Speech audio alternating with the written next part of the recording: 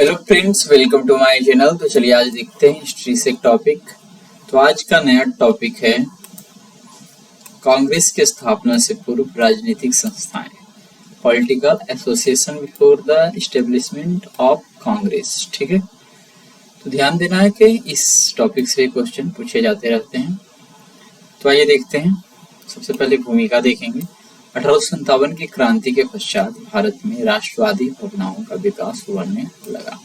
इस दौर के क्रांतिकारियों ने भारतीय जनमानस में नायकों का स्थान प्राप्त किया।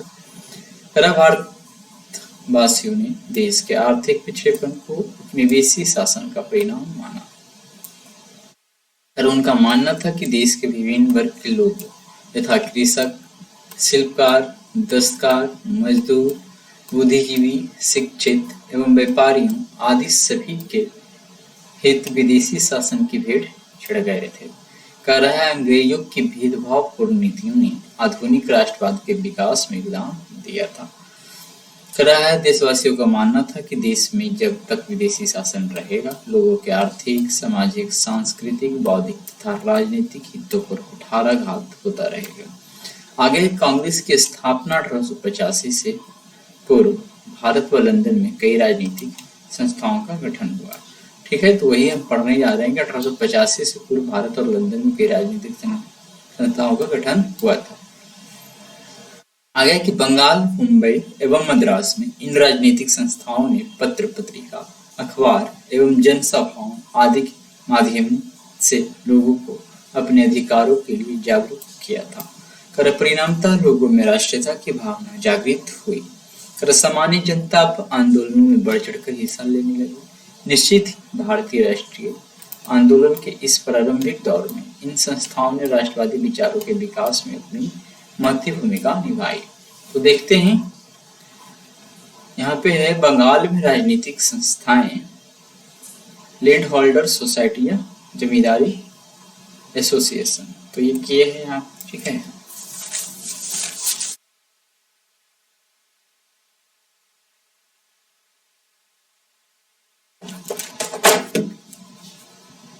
तो देखते हैं लैंड होल्डर सोसाइटी की स्थापना 1838 में द्वारकानाथ टैगोर द्वारा कलकत्ता में की गई थी। तो व्यक्ति का नाम ज्यादा याद रखना है कि किन्होंने किया था। डेट यहाँ पे कम भी पूछा जाएगा। कर ध्यातव्य है कि लैंड होल्डर सोसाइटी पहली राजनीतिक सभा थी जिसने संगठित राजनीतिक प्रयासों का शुभारंभ किया। कर इस संस्था ने जमींदार के हितों की सुरक्षा तथा उनकी शिकायतों को दूर करने के लिए संवैधानिक विचारों का प्रयोग किया था। कलकत्ता के जमींदारों की यह सभा इंग्लैंड की ब्रिटिश इंडिया सोसाइटी करती थी। इसकी स्थापना विलियम एडम्स द्वारा की गई थी। तो ब्रिटिश इंडिया सोसाइटी की स्थापना विलियम एडम्स द्वारा किया गया था।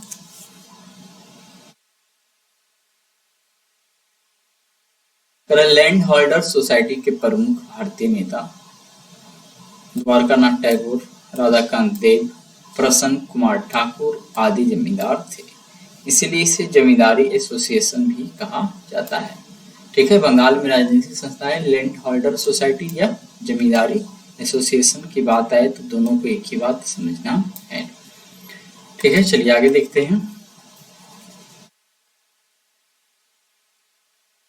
इस टॉपिक से अगले बार भी कुछ रहेगा। आज आधा लगभग हमने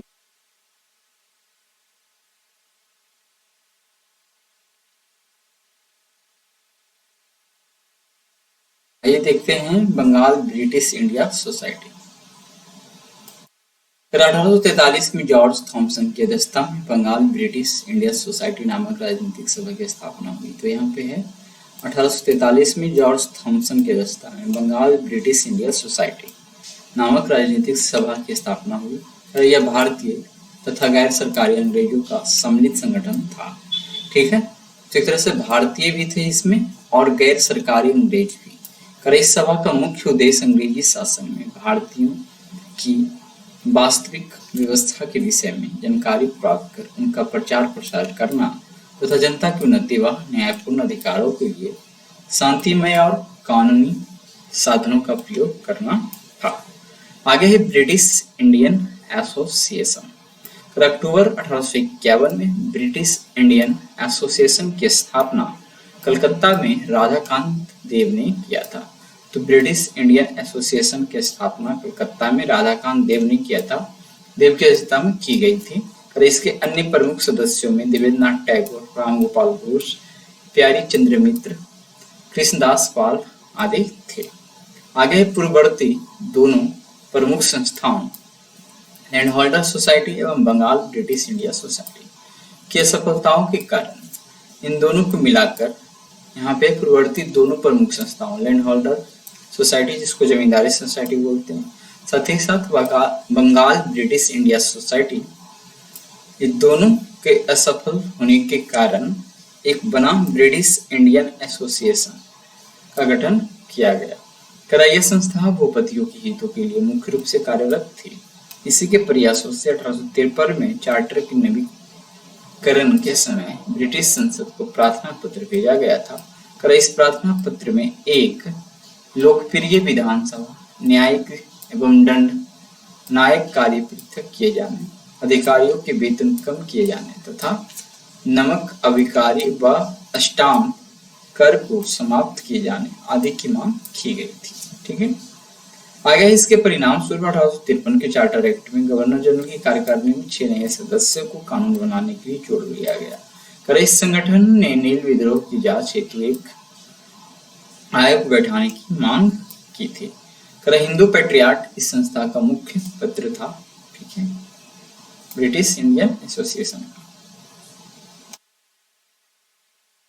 देखेंगे इंडियन लीग क्या था।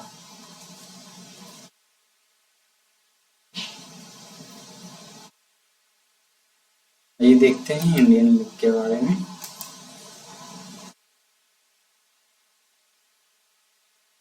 इंडियन लीग 25 सितंबर 1875 को शिशिर कुमार घोष द्वारा इंडियन लीग की स्थापना कोलकाता में की गई थी। ठीक है, आगे इसके अस्थायी अध्यक्ष शंभू चंद्र मुखर्जी थे।